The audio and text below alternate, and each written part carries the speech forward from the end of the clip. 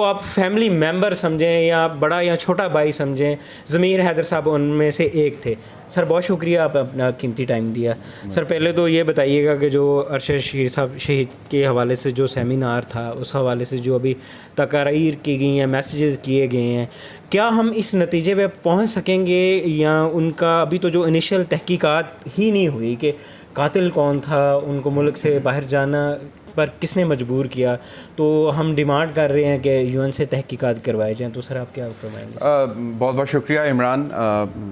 अरशद का जो लॉस है वो मेरा ज़ाती पर्सनल लॉस है, आपको भी मालूम है, और एक तवील अरसे की उसके साथ ताल्लुक़, दोस्ती, भाईचारा, और बहुत सारे लोग उसको सिर्फ़ as an anchor, as a journalist जानते हैं, लेकिन वो एक ज़बरदस्त ह्यूमन बीइंग था।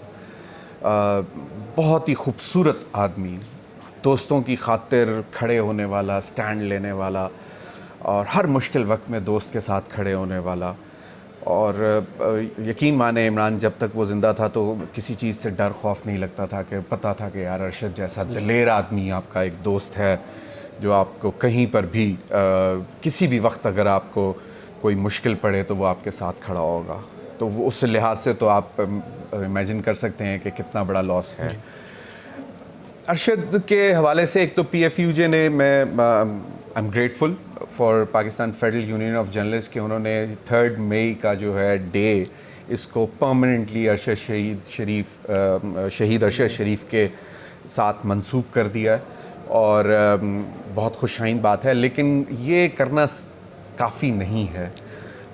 UN को डिमांड करना कि वो इन्वेस्टिगेट करवाएं, उसमें भी कोई मज़ायका नहीं है, लेकिन हम अपने घर से अभी तक नहीं शुरू हुए, जहाँ से अरशद को अपने वतन से गरीबुल वतन होना पड़ा, और वहाँ पे भी उसको पहले जिस मुल्क में गया, दुबई में, वहाँ पे भी उसको रहने नहीं दिया गया। फिर वो कीनिया गया है, और कीनिया में फिर उसको बाकायदा एक सोची समझी स्कीम के तहत बहुत ही बेईमाना तरीके से कत्ल कर दिया गया।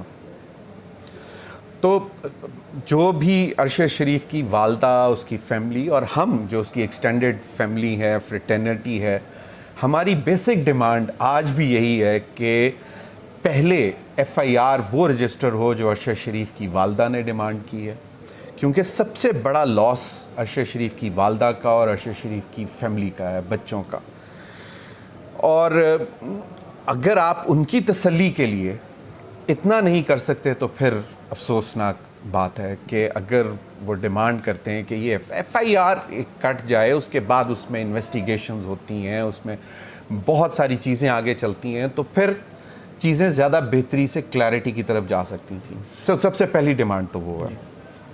उसके बाद यकीनन हम ओवरऑल गवर्नमेंट्स, चाहे वो किसी भी पार्टी की हों या जो भी इदारे हों, हम उनसे ये डिमांड करेंगे कि हम सिर्फ़ और सिर्फ बात करते हैं, सहाफ़ी सिर्फ बात करता है, दिखाता है, आप उसको बात करके जवाब दें, बताएं। हरास करना, उसके ख़िलाफ़ पर्चे देना, उसको स्क्रीन से हटा देना, उसको बेरोज़गार कर देना, ये किसी किताब में नहीं लिखा हुआ, ये कहीं पे नहीं लिखा हुआ, और गद्दारी का सर्टिफिकेट आप किसी को ऐसे नहीं दे सकते, ना ही देना बनता है। ये अंग्रेज़ों के दौर का एक कानून है जिसको आज भी आप जो है उसको लेकर चल रहे हैं।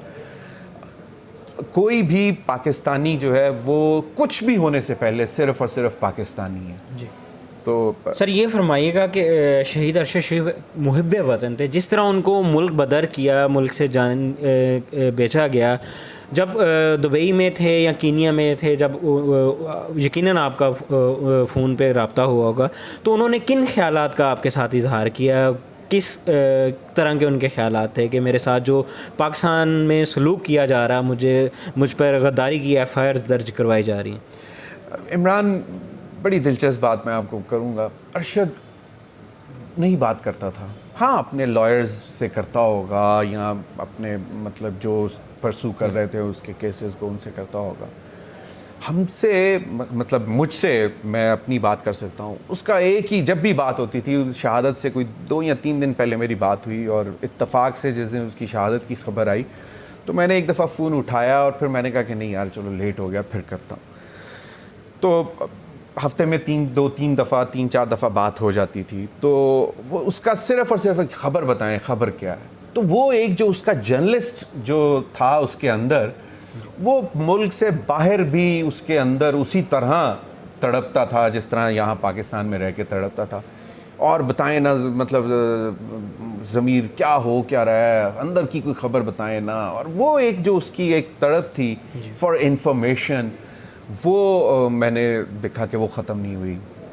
फिर यही बात होती थी कि, और फिर बड़ा होपफुल था और यही कहता होता था अल्लाह सब बेहतर करेगा, अल्लाह बेहतर करेगा, सब ठीक हो जाएगा।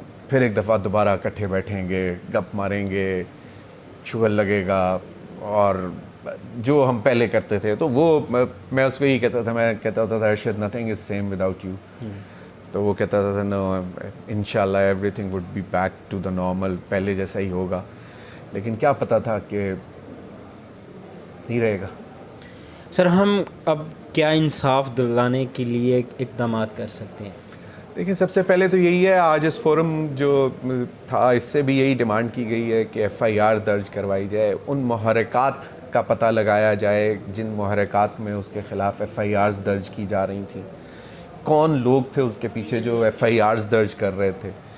ये सबसे बेसिक चीज़ है जिसका हमें पता लगना चाहिए और इस पे कोई कॉम्प्रोमाइज़ नहीं होना चाहिए, क्योंकि वही बेसिस थी जिसके बाद अल्टीमेटली वो गरीबुल वतन हुआ और गरीबुल वतनी में वो शहीद भी हो गया। सर बहुत शुक्रिया, आपने अपना कीमती टाइम दिया। Thank my you. प्लेयर। नाजरीन, इस वक्त हमारे साथ पाकिस्तान के सीनियर अदाकार अंजुम हबीब साहब मौजूद हैं शहीद अरशद शरीफ साहब के सेमिनार में, जहां मुल्क भर के सहाफ़ियों ने शिरकत की, वहां पाकिस्तान के सीनियर अदाकारों ने भी शिरकत की। तो आप उनके भी तासुरात जानते हैं।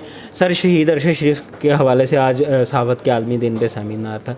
आप क्या समझते हैं कि शहीद अरशद साहब को इंसाफ मिल पाएगा? जी इंशाल्लाह अल्लाह से अच्छी उम्मीद रखनी चाहिए और मैं समझता हूँ कि जब अच्छी उम्मीद रखी जाए तो इंसाफ मिलेगा, क्यों नहीं मिलेगा। जब उसके पीछे 22 करोड़ आवाम है तो उसको इंसाफ क्यों नहीं मिलेगा। अगर खुदा न खास्ता ऐसा नहीं भी मिलेगा तो कुदरत बैठी है ना जी, उसने करना है। वो तो चाहे तो सब कुछ उलट कर रख दे, तो सब उसके इख्तियार में है। इंशाल्लाह ताला हमारे जज्बे होने चाहिए, उसकी पुश होनी चाहिए। इंशाल्लाह ताला अरशद शरीफ साहब को न सिर्फ इंसाफ मिलेगा बल्कि उसके खून से इंशाल्लाह ताला पाकिस्तान में इनकलाब भी आएगा। सर, जिस तरह मैंने जिक्र किया कि मुल्क भर से सहाफ़ियों ने शिरकत की, आप क्योंकि पाकिस्तान के इंतहाई सीनियर अदाकार हैं, तो आप किस सोच, किस जज्बे ने आपको मजबूर किया कि आप सेमिनार में शिरकत करें और अपनी जो आवाज़ है वो अवाने बाला तक पहुंचा सकें? मैं समझता हूँ कि पाकिस्तान के हर फ़र्द को सच्चाई का साथ देना चाहिए। जो चीज़ आपको सच नज़र आ रही है, जो सामने बज़ाहिर नज़र आ रही है, उसके साथ खड़ा होना चाहिए।